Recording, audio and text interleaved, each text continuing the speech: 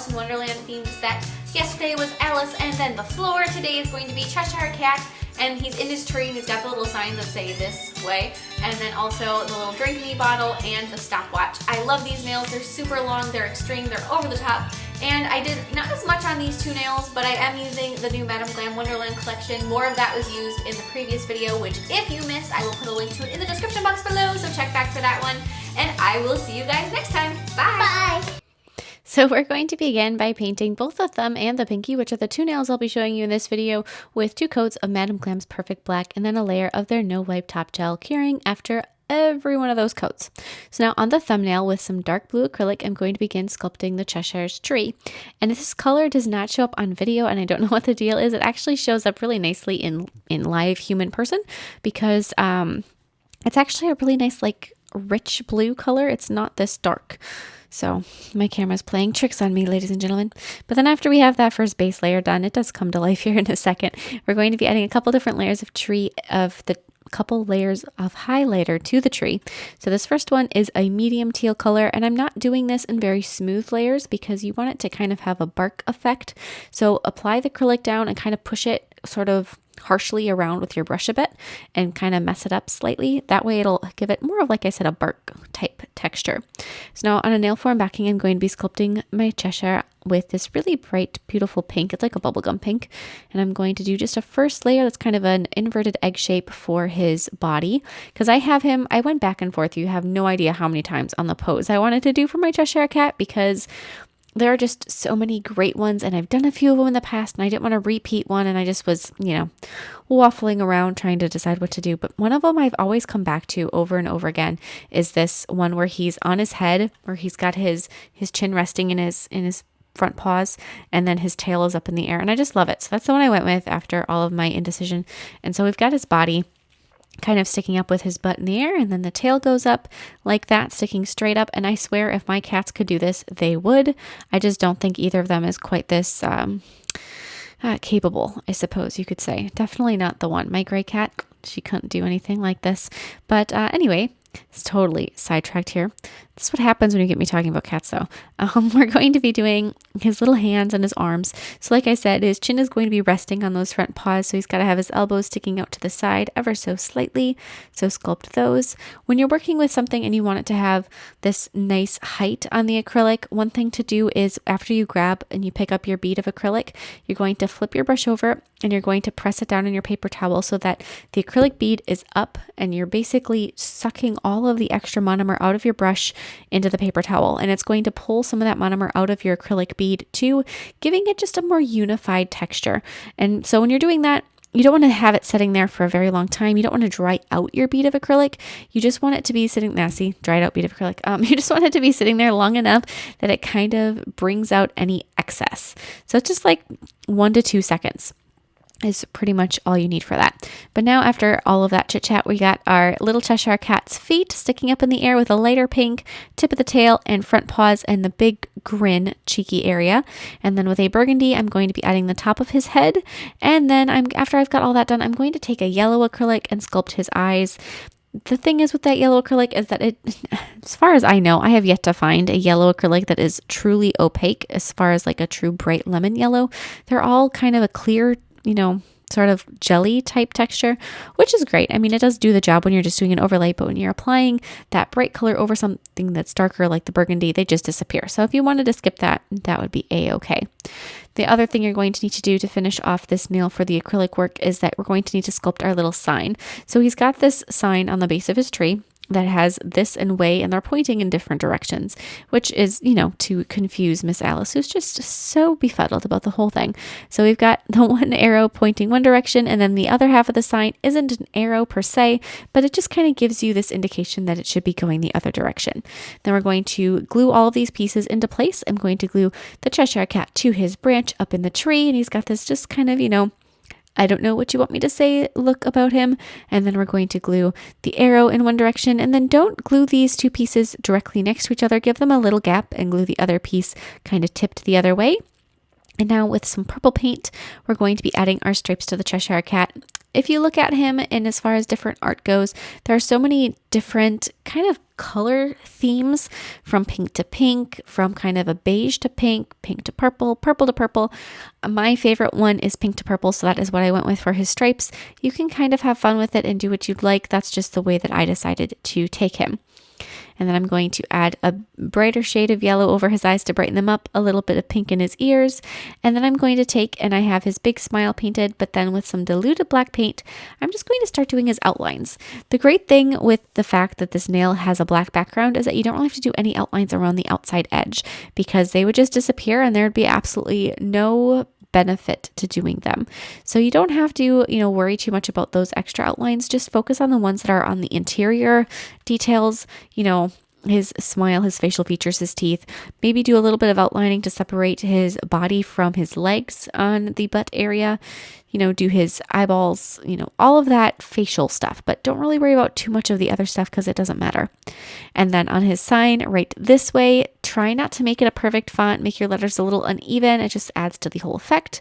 Add some matte top coat over the Cheshire and the sign, and that nail is done. So then for the pinky nail, I'm going to start out with my little potion bottle. I'm going to sculpt a base of it with clear acrylic. That's just kind of the general shape.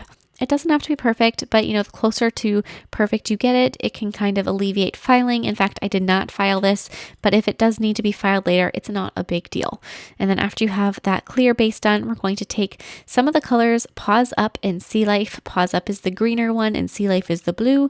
And these are from the new We're All Glam Here collection from Madam Glam. I love puns, so that gave me a huge laugh when I saw it. And just do a little ombre for the potion, and then with the color Perfect Black from Madam Glam, I'm going to be adding a very subtle or slight little outline to just the top of the potion, and then some no white top coat over that gel to seal in any tackiness. And now with some brown acrylic, I'm going to be adding the bottle stopper. And then with the same pink as I used for my Cheshire cat, I'm going to be sculpting the little tag that's going to say drink me on it. So it's pretty simple. It doesn't have to be a perfect rectangle. In fact, give it a little bit of a different turn and that's fine. And so now I'm going to be adding a bit more roundness to my potion bottle. And by roundness, I mean just like a thicker layer and just make it look a little bit more like it has that dome shape that a glass bottle would. And the other thing I'm going to be adding as far as 3D details to the potion bottle is a little rim right around the mouth of the bottle. And so I'm going to adjust that with my little 3D brush to kind of tuck it in and so it doesn't fly all over the place. But then on the back of my potion bottle, I'm going to use a shimmery milky white and add just a kind of very thin foggy layer to the background. If my nail that I was placing this on wasn't black, I might not have done this, but I didn't want it to just look black through the whole thing. So that little layer of white kind of brightens it up. And so now I'm going to tie a string around my tag. I'm going to string it through the hole that I made and just tie that thread off, pull it really nice and tight, and then put a bit of nail glue on the knot so it doesn't unravel. And then I'm going to take the other end of that piece of thread and I'm going to wrap it around the neck of my bottle and then tie that in place. I'm going to do a double knot on this one just to make sure it is nice and tied. And then after that knot is pulled pretty taut, I'm going to glue it as well and then trim off the extra, pull it again just to make sure. And now to make our little pocket watch. So I'm going to do my pocket watch with orange and yellow instead of using like a gold color. I wanted to keep everything kind of in that like bright classic pastel color rainbow palette and not venture into metallics too terribly much. So I've got my circle for the base of my pocket watch with orange, and then I'm going to be sculpting the top of it with orange as well. And then after I have that beginning part of the watch sculpted with orange, I'm going to switch off to yellow. And you may be thinking, what are you going to do with all that yellow? But I'm going to add another layer of yellow acrylic to my cuticle, not to my circle area. And I'm kind of leaning on the benefit that the yellow will show the orange through. And so it's going to give me this very deep effect, and it's not going to look super yellow, if that makes sense, but it just adds a different dimension to that round part. And then I'm going to be adding with pale yellow a couple more details to the top of the watch, a straight line across the bottom of that bigger, bulkier spot, and then another little half circle loopy spot of that pastel yellow. But then I'm going to be sculpting the face of my clock with white acrylic. So this is another circle in the middle of all of my other circles. Pat that out nice and straight, kind of smooth it out a little bit. And then we're going to be gluing those two pieces onto the nail. So there's the potion bottle. And FYI guys, nail glue does not really like to adhere things to a gel top coated surface. So it takes a little bit of effort to get those to stick. And then for all of these pieces, I didn't show this in the video, but for the Cheshire cat, Alice in the other video, and then this potion bottle, and the pocket watch, of course, I did fill in behind them with some clear acrylic after their nail glue has dried, just so that it's not going to fall off. Any of these pieces aren't going to fall off because, like I said, nail glue, not reliable. So hold that pocket watch in place. That one took me the longest to get it to stick. I don't know what its deal was, but it was just being a little bit persnickety. Once it is nicely attached, though, I'm going to take a gold chain that's a little bit bigger of a loop than I would typically use on a nail. I'm going to glue it to the top of the pocket watch and then wrap that around the nail, cut off any extra of the chain, and then I'm going to attach this with clear acrylic. I skipped right to clear acrylic. Like I said, the nail glue, I just wasn't feeling it, so I just decided to skip out on the glue and just go straight to the clear acrylic and then hold it in place until the acrylic really set up well so that it didn't fall off. But now after all of that is secure, we're going to be doing our little detail work on these bits. So the first one I'm going to do is going to be drink me on the little tag of the potion bottle. When you're writing this, same thing, kind of like with the this way on the sign for the Cheshire cat. Don't make your font perfect and pretty and, precise. Give it a little bit of spunk. It doesn't have to be, all the numbers and letters don't have to be perfectly centered and straight. They don't have to be the same size. They can even look like they're written by different people. It works. It all works out. Alice in Wonderland has this wonderful kind of goofy quality about it, and it's just fantastic. So then after you have that drink me written, then on the face of the watch, you're going to write your numerals going around in a circle, and then the hour and the second, our hour and minute hand, and then do a little outline around the face and a couple outlines wherever you think they're necessary. Don't worry about overdoing it. Just whatever you feel is really important, go ahead and do that. I'm also going to put a little bit of red over the hands, and then I'm going to add some white highlights to my potion bottle. And now, because not so much in the video today, but in the other one yesterday, there was a lot of crystal accents that were done in this set. So on the Alice nail, there was a lot of crystal work, and then on one of the little floor nails, there was just a bunch of beautiful crystals. So to tie all of this together, I'm going to be doing the same thing on this nail with just wherever I think it fits. I'm going to be adding a little section of crystals, attaching them to the nail with jewelry gel. And the crystals are blue, pink, green, and like this really deep silvery clear color. So those are the ones I'm going to be using. They all tie in especially well with that Madam Glam We're All Glam Here collection, and I'll put links to all the colors I used in the description box below. So if you want to know what they are, names and all that great stuff, as well as my discount code, check that out. To finish this off, apply some matte top coat over the drink me tag, over the top of the cork for the potion bottle, and then over your pocket watch, and then just some glossy top coat over the glass of the bottle and the glass of the face, and this nail is done.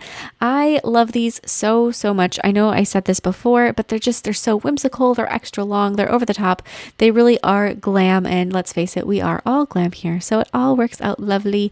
I hope you guys love them as much as I do. I have a ton of past Alice in Wonderland videos, and I will put links to all of those in the description box below, because there are probably close to a dozen. So if you are an Alice in Wonderland fan, check those out, and I'll see you guys next time. Bye!